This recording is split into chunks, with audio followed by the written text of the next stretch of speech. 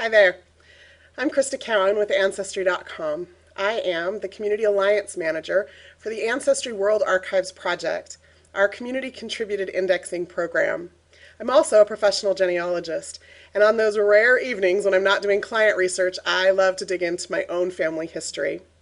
Now, as much as I enjoy doing ancestry research, one of my favorite things to do is descendancy research. That may be a phrase that not too many of you are familiar with, so let me explain.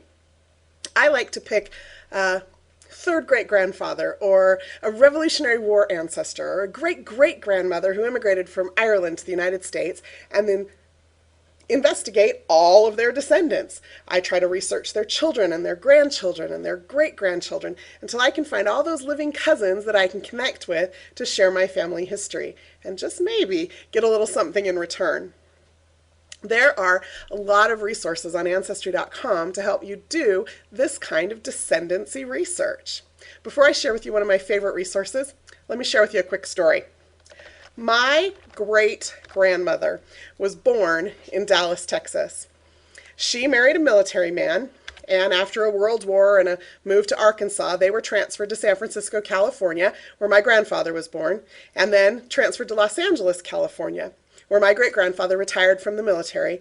They built a home and decided to stay to raise their family. As my grandfather was growing up, their family would take trips to Texas so that he could meet aunts and uncles and cousins. It seems like each trip they took, there were more cousins to meet, more names to remember, more people to get to know.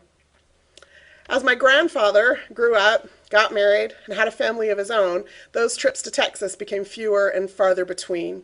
And as often happens in families, people started to drift apart and lose contact. By the time grandchildren came along, he could tell the stories, but he couldn't always remember the details.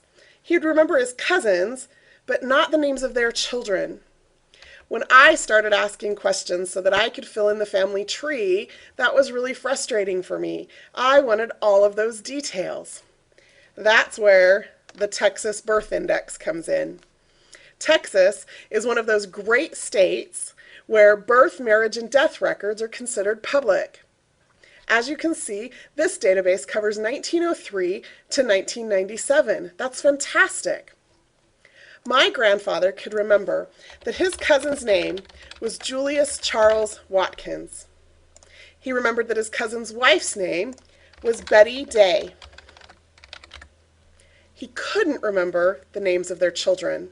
He had some guesses, but he wasn't quite sure. I don't have to know that information. I don't have to put anything in this given name or this surname field.